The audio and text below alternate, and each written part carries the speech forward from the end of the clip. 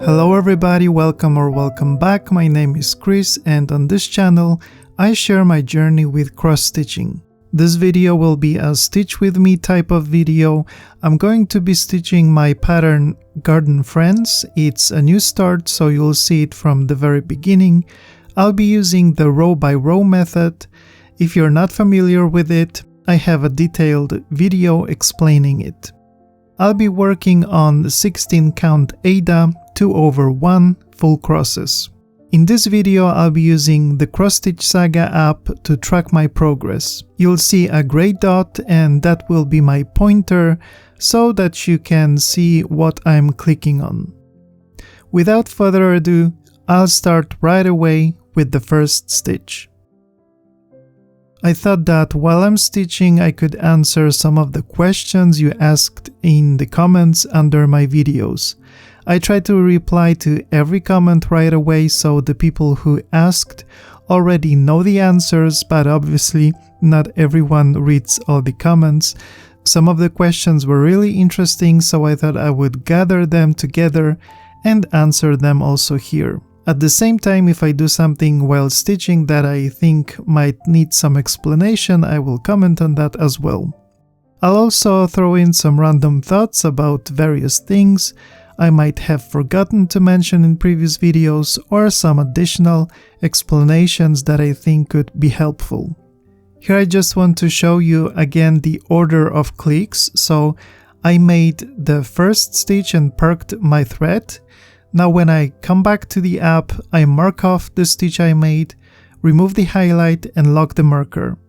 Then I immediately select the next symbol, turn on the highlight and lock the marker again. So as you can see, there are actually 5 clicks just to change the symbol. I really wish the developers would come up with a simpler solution. It's simply just too much clicking. Also, let me say right away that you'll notice I'm not marking where I park my threads. This is not because it would be an additional click, but simply because with this method I don't need to mark where I park my threads. If I come to a stitch with a perked thread, I just make that stitch, and if there is no perked thread there, then I know I need to thread a new color.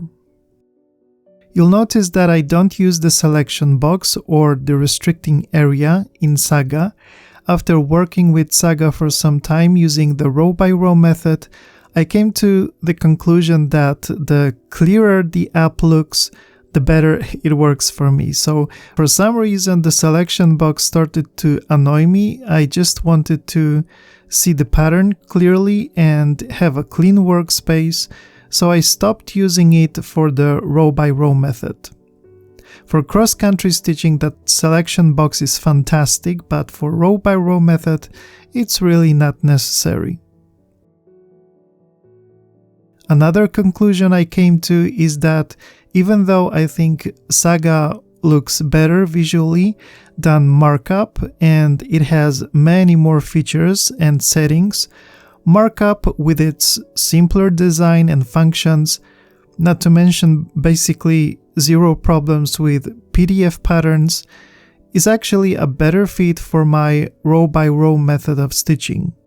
I mean, both apps have their advantages and disadvantages, but the simplicity of Markup and definitely the fact that there is less clicking involved when doing row by row stitching just works better for me, so I'll probably go back to Markup. Saga is absolutely fantastic for cross-country stitching though, that's for sure, but not so great if you have to change symbols often. Not to mention the hassle of converting PDFs into Saga files. For me it's not really an issue anymore, but there are still some extra steps you have to take in order to use Saga, assuming you're even able to download it, because that's currently a problem as well. By the way, the beginning of this pattern is mostly just a mix of cream colors, which is not very exciting and also not that easy to stitch. When I'm recording, I'm not stitching in the most comfortable position, and with such light thread colors it's sometimes difficult to see as well. But There will also be some greens appearing even in these first diagonals, so I can't wait for that. Okay, so I gathered over 20 questions from you, so let's get started. The first question was about the plastic bags I use for my floss packs, because I actually forgot to mention their size in my first video and many people asked about it. So the bags I use measure 14 by 8 centimeters, which is approximately 5.5 by 3 inches. Someone also asked about the paper weight I use. So I use standard photocopy paper weight, which here is 80 grams or 20 pounds. Another question was about the length of my threads and why I use such short ones. I think there are a few reasons. First of all, I use 2 strands now, so when I pull a strand from a floss pack, I fold it in half and start with a loop start. And that means that the finished length is around 10 inches. I think it's more comfortable for me to work with this length and not to have to pull long threads through the front and the back of the fabric. Shorter threads also mean there is a better chance I'll finish a color within one diagonal and won't have to park outside of it, so there will be fewer parked threads. And parked threads are automatically shorter and easier to manage. But I don't always use short threads. If I can see there is a larger block of color, I pull out 2 strands instead of 1 and simply don't use a loop start. This way I end up with a thread that is about 50 centimeters or 20 inches long. If I work on higher count fabric and use a single strand, it will also be about 20 inches long because that's the standard length of the strands in my floss packs. Speaking of single strands, I would also like to talk about cross-country stitching. I don't have much experience doing cross-country with 1 strand, but I imagine it's easier and that the stitches look neater when working with a single strand than with 2 strands, because there is no risk of splitting the threads in crowded holes. At least that's how I imagine it. I'll finally have to try full crosses with 1 strand on higher count fabric to see if I like it. I have a bit of a love and hate relationship with cross-country stitching. The work definitely goes faster when I stitch this way, however, after some time, there is a bulk of threads under the fabric and it becomes harder to push the needle through, especially in busy holes where there are already other stitches around. Sometimes it can get really frustrating. Very often when I switch to cross-country within a diagonal, even if it's a small area, I start regretting it around the middle of the diagonal. The fabric begins to warp and stitches become less neat. I start splitting the threads and it simply becomes harder to work. Even though it's always exciting in the beginning and I really enjoy how quickly I can make stitches, after a while I usually regret not sticking to the row by row method. I think my impression might be different when using a single strand, so I definitely need to try that. But I do enjoy switching between these 2 methods whenever I get bored with row by row stitching. I've also noticed that I make more mistakes when I do cross-country stitching, probably because of all the scattered stitches. Sometimes I think I'm placing a stitch in the correct spot only to realize later that I was wrong. And because there are many scattered stitches over time, it also becomes harder to see the grid lines. And because of that, I find it more difficult to locate the correct spot for the next stitch. I guess I just have to be more careful. But that said, limiting myself to only 1 diagonal when doing cross-country is actually quite nice. It's a small manageable area and usually something I can finish within a single stitching session. I like having that sense of control, satisfaction, and instant gratification after finishing a diagonal. It feels like a small reward I get immediately. Next question. With so many threads being carried throughout the work, does the back become very thick? Well, it definitely can become thick if there are many different colors involved, and this is actually one of the reasons why I prefer using the row by row method, because there is more control over each stitch, and the stitches are usually made in places that are less crowded on the back. That's much harder to control when doing cross-country stitching. Personally, I don't care what the back looks like. I only care about it in terms of how it affects the appearance of my stitches on the front. That's also one of the reasons why I often prefer to end my thread and start a new one instead of carrying it for more than 15 stitches. Let's now look at this third row. I'm making the last 4 stitches in that row, and the next ones are below and to the left. In this case, I can either park the thread or I can just go ahead and make those stitches as well. The reason why I can do that is because it won't affect any of the future stitches that I will be making in a moment. When I stitch from right to left, I will eventually come across these stitches anyway, and this situation is basically the same as if there was already a finished diagonal on the left side. Does that make sense? I'm also not interacting with any parked threads here, so making these stitches in advance is perfectly fine. Sometimes I do that and sometimes I don't. More often I try to park the thread and methodically stitch everything step by step, because the more stitches I make in advance, the higher the chance that I will make a mistake later. But you know, there are many exceptions and little tweaks that we can implement into this method.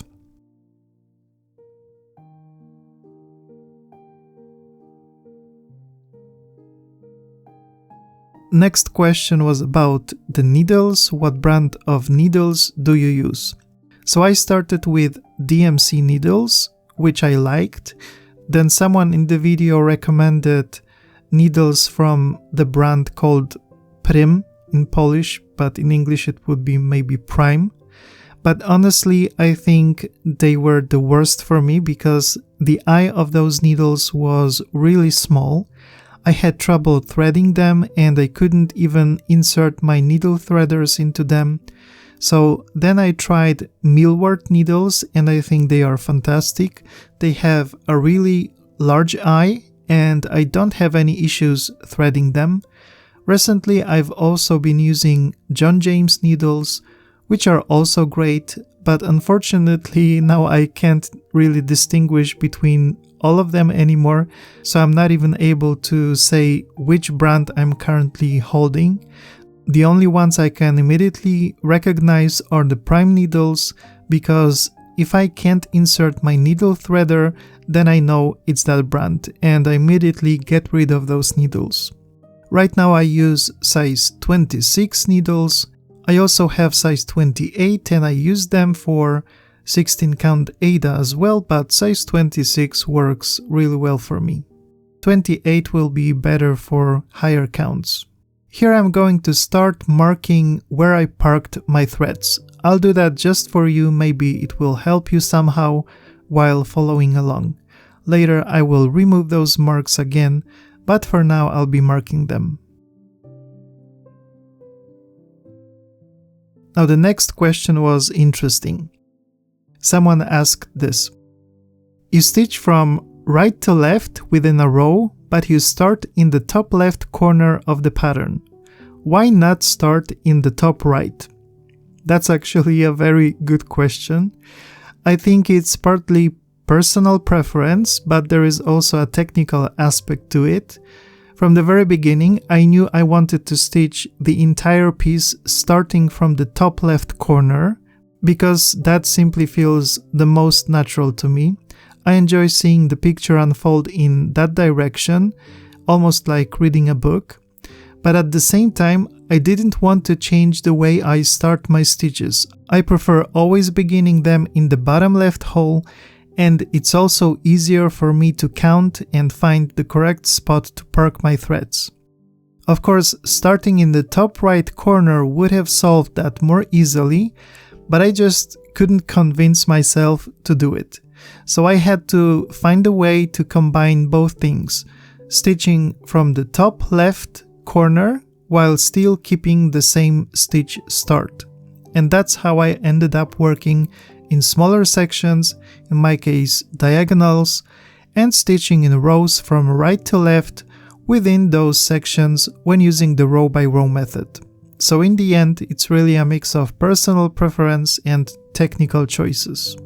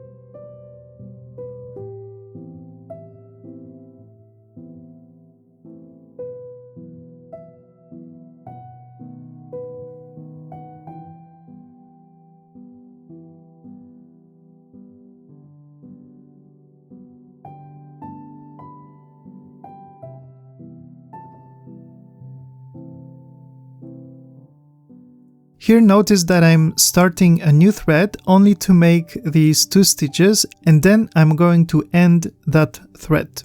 Why? Let's analyze the pattern for a moment. After making these 2 stitches, I would then scan the next diagonal to look for the next stitch where I could park this thread. That would actually be the second stitch from the right in the first row of the next diagonal. So I would have to carry my thread from the left side of this diagonal all the way to the top right of the next diagonal. That's almost 20 stitches away. In this case, I would rather just end the thread, pin the needle onto my thread board, and then use it again when I reach the top right corner of the next diagonal. But there is also another reason why I wouldn't carry the thread here. I can already see in the pattern that with the next symbol, the situation will be very similar.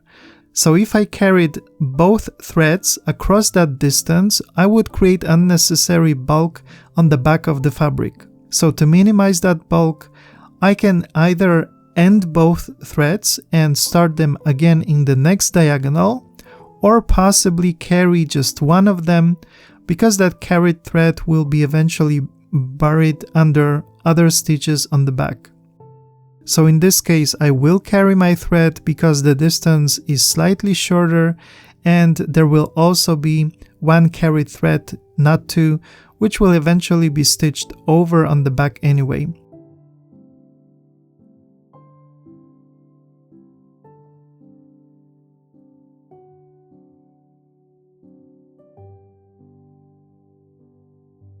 Next question was about the software that I use for making my patterns.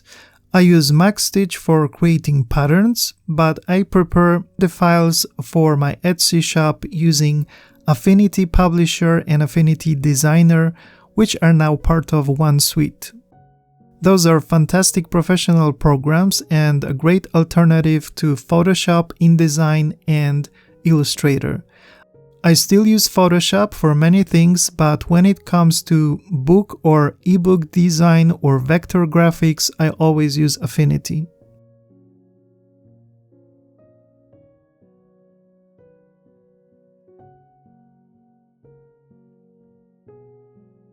The next question was about block stitching.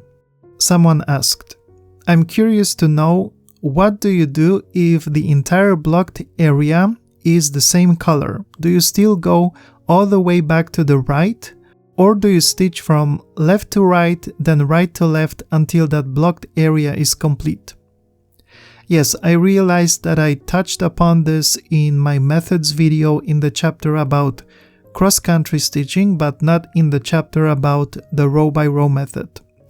So when there is a big block of the same color, I would still work in diagonals and I would use the snake method.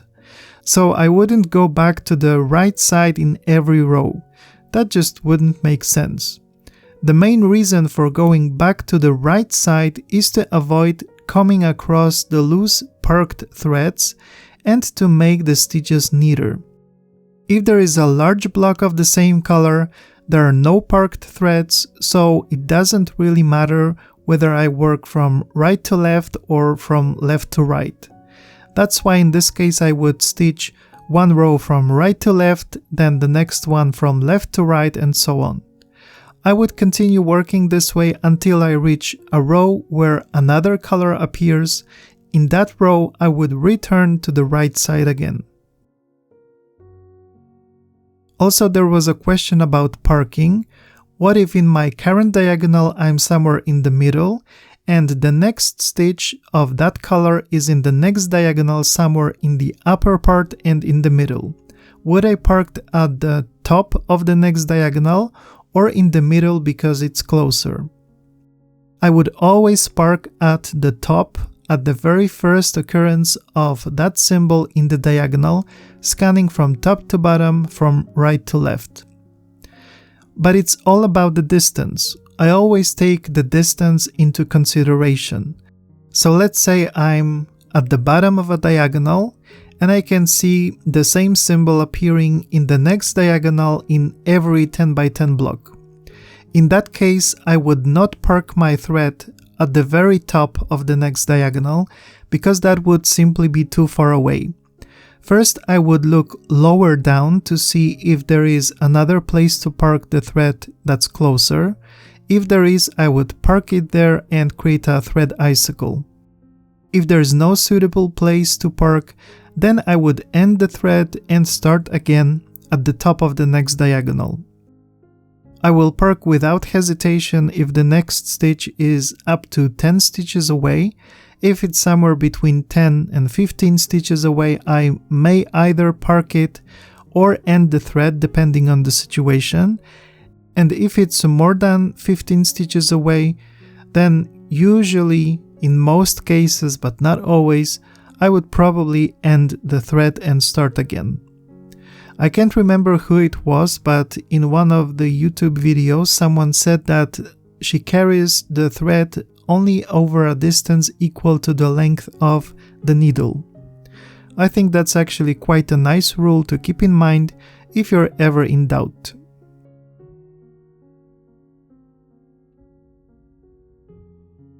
Next question. Since I started the project from the bottom left going up, would it be better for me to park in the top right? I'm finding that when I park bottom left, I'm coming up through holes with 2 strands already in them. Yes, this is actually quite a broad question, and I even created a simple illustration for that person to explain what I would do. If you are stitching starting from the bottom left corner, then parking in the top right works much better because it helps avoid coming up through holes that already have loose parked threads in them.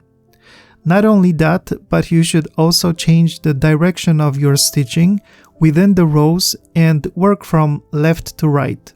Personally, I don't want to change the hole where I start my stitches, so I would probably adjust my starting point to match the way I make my stitches, not the other way around. However, I took a closer look at this topic and actually created a short guide for those of you who would like to start in a different corner while still using the row by row method. It's only a few pages long, and on each page I explain what I think is the best approach. On the last page I also explain my own approach, which is slightly different. I will add the link to that PDF file in the description of the video.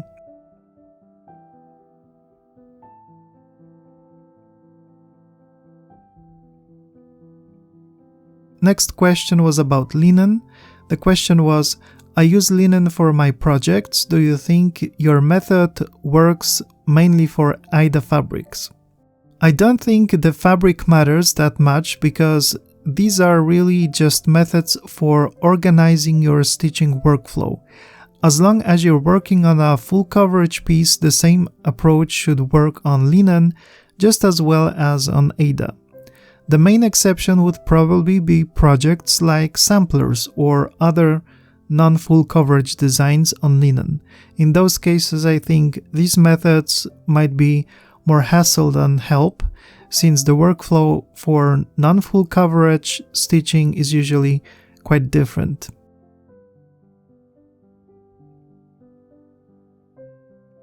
The next question was about markup. In markup, how do you make the square marked the same color as the thread? I took a screenshot from my markup settings and I will also link it in the description. Basically, you have to set the markup opacity to solid and toggle off the option to use the same color for all markup.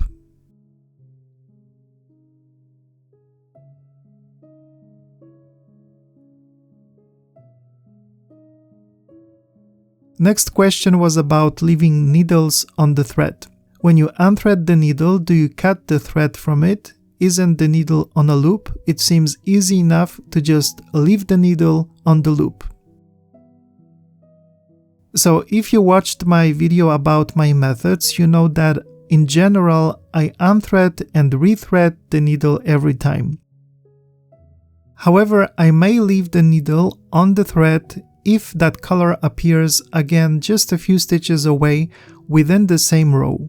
I don't usually leave needles on the threads because they tangle very quickly, and then you end up spending more time trying to untangle the thread with the needle you need than actually stitching. For me, threading and unthreading takes just 2 seconds, so it's not really a problem at all. But I completely understand that not everyone likes doing it. You definitely need a bit of patience for that, but having a needle with a larger eye and using a needle threader helps a lot as well.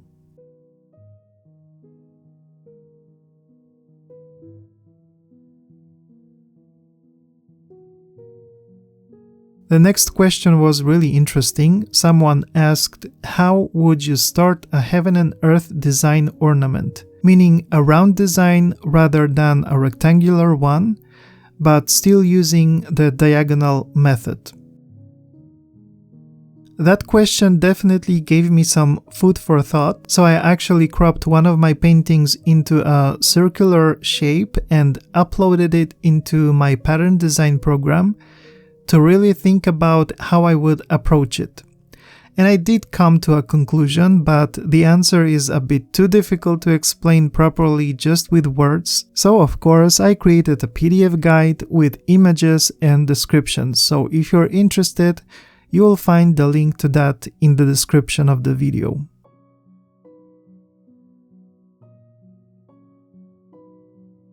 Next question. Does a full coverage piece always need to be in a frame, or can a person stitch in a hand? Of course, it doesn't have to be in a scroll frame. It also doesn't have to be in a hoop.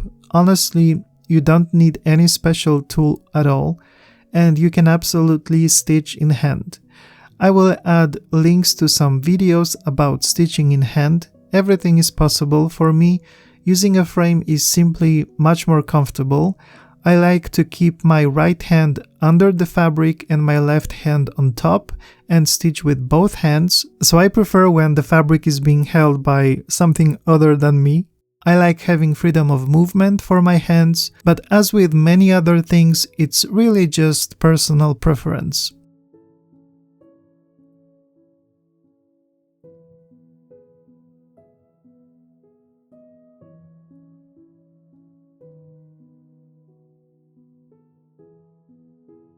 The next question is about dubbing. Could you include voice translation into other languages in the video? I actually have no influence over that. The dubbing is created automatically by YouTube. I can't do this manually, and I also can't speed up the process. I can see that my videos currently have dubbing available in 9 languages, but my methods video only has 2 languages so far, so I don't know if more languages will be added later or not, but unfortunately I have no control over that.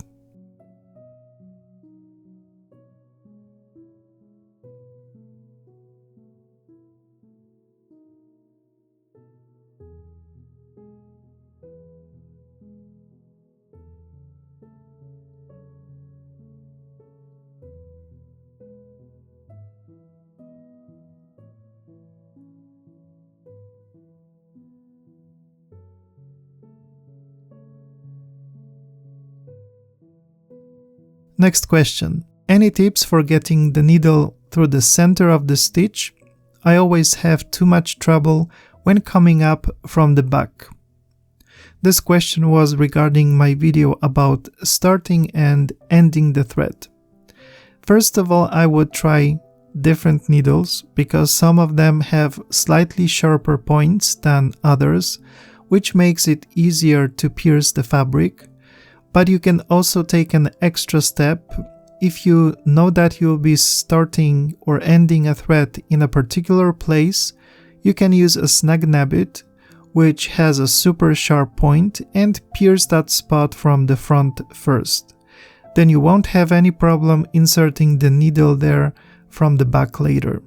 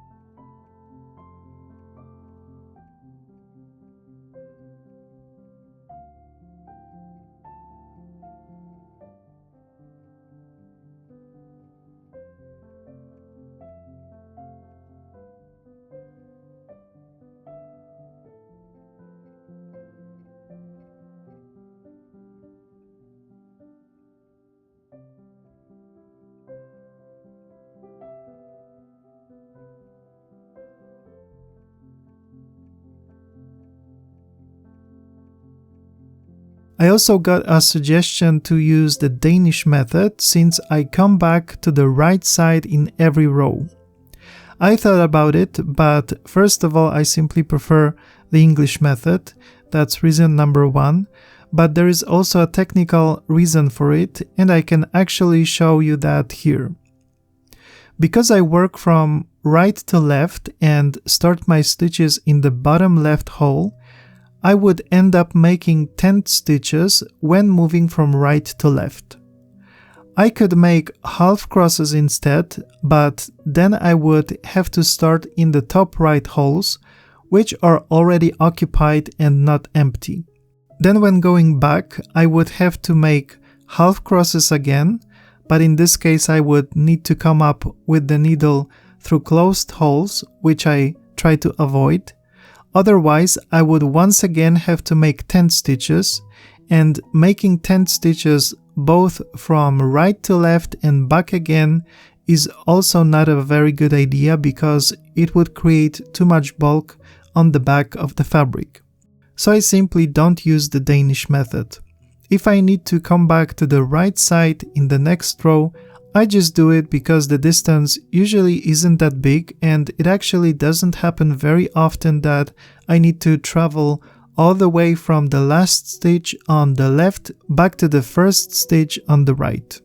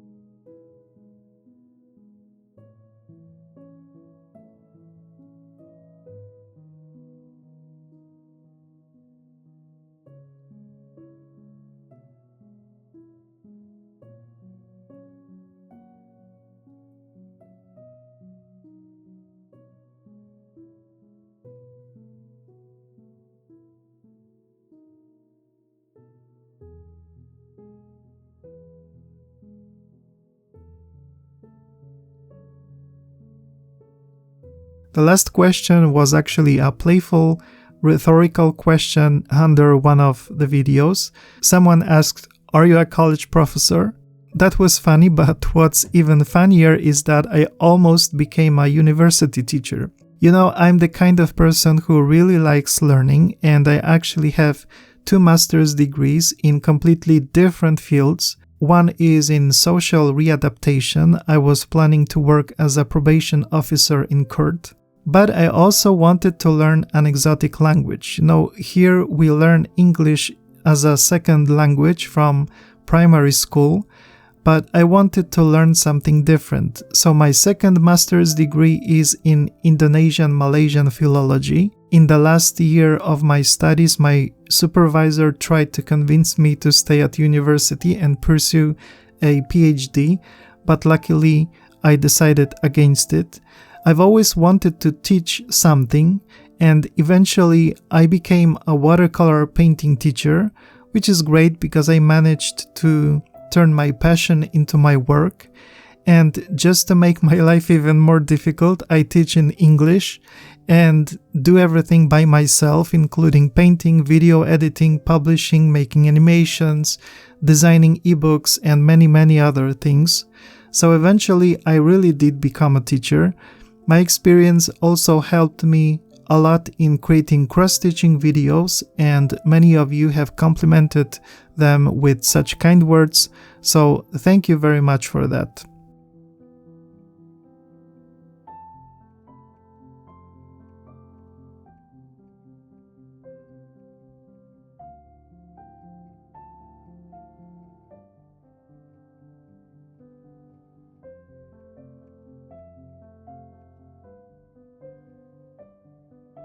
Here is where I made a mistake. See, this is exactly the reason why I try to stick to a single row, and even if I can make more stitches below, I usually try not to do that. Instead of making 5 stitches of this percent symbol here, I made only 4 and moved on to the next row because I wanted to end the thread. By the way, in situations like this where I have a very short thread left but there is still 1 stitch to make somewhere, even if it's 2 rows below and in the middle, I will usually just make that stitch and end the thread. It's simply because I don't want to deal with such a short thread later. I would rather finish it quickly even if it doesn't follow the row by row workflow perfectly.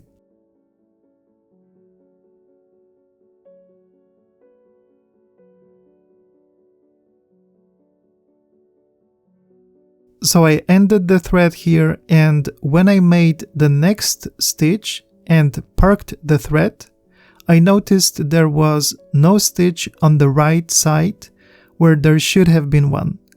So I checked everything and it turned out that I had forgotten to make that 1 stitch. And only because of that single stitch I had to thread the needle again. Was that really necessary? Not really, because these colors are so similar that I could have simply made that stitch with the neighboring color and nobody would ever notice. But it also shows how quickly you can spot mistakes using this method. I can imagine working cross-country and noticing a mistake 50 stitches later. That could be a nightmare. I'm happy to say that this kind of risk is much smaller here, and you usually spot mistakes very quickly.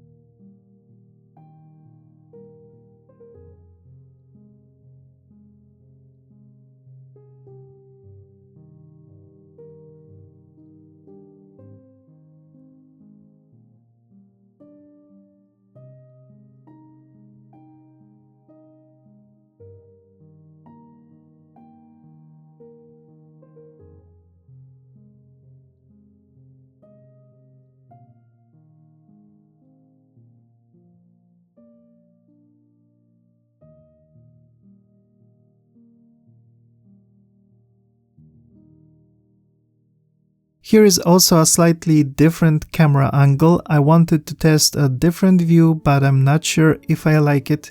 I think it's better to see the stitches from the same angle as the pattern, straight from above.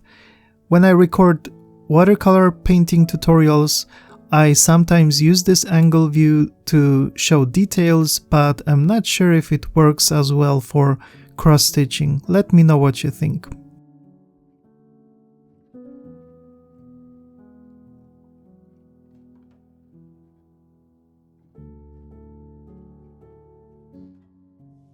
I also want to mention tent stitching. Most probably I will make a video about it as well, because I'm planning to start a new project on 24 count Congress stramming using 2 strands and tent stitching with this row by row method. I think this method could actually work really well for tent stitching, and because we're not making full crosses and don't have to worry about closing certain holes, we can actually make more stitches right away. For example, if there are 5 stitches of color A in a row, but there are other colors between them, we can still make all those stitches in the row immediately, because we won't come across any parked threads and we won't block any holes. I think it could be quite interesting and definitely a quicker way of stitching.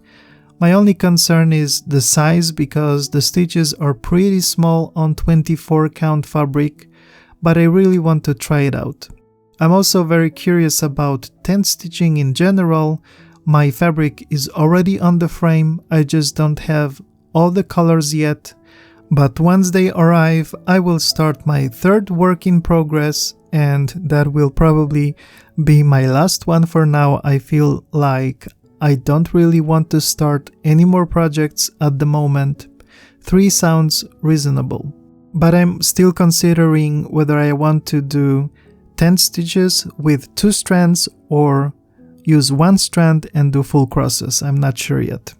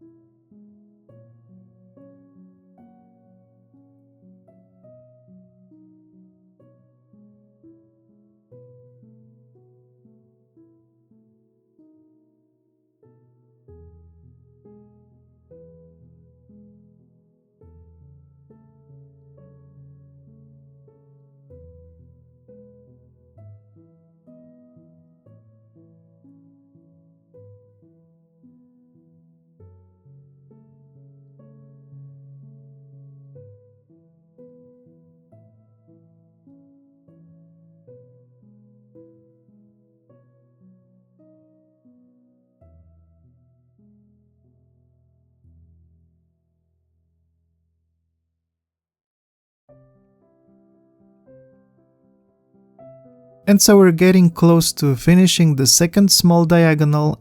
I made 210 stitches, which is 0.52% of the entire piece. I'm not sure why this app shows 2 days now, because I was stitching without any breaks and it was still before midnight, but maybe there is something in the setting that I don't know about yet. Also in Markup there is quite a nice feature in statistics which I always liked to check.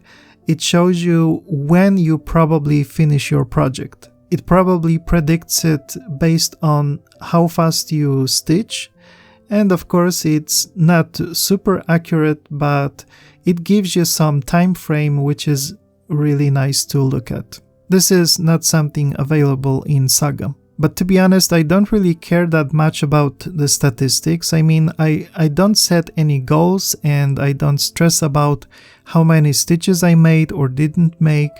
I just stitch when I have the time. I enjoy the process. I enjoy watching the piece develop. I also enjoy watching other stitchers on YouTube while I'm stitching.